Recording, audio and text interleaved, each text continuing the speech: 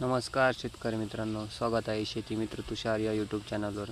बघू शकता आपला कलिंगड प्लॉट हा 10 दिवसाचा झालेला आहे. आपण यासाठी आधी ट्रायकोडर्मा आणि सोडोमॉस प्लस विगोराजा सोडलेला आहे. मुळीसाठी आता सीवीड सोडत आहे.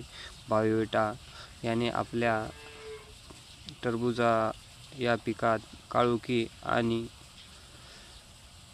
पांढरी मुळीची वाढ होईल. यामध्ये आपल्याला झिंक, बोरॉन, कॅल्शियम, मॅग्नेशियम असे घटक मिळतील.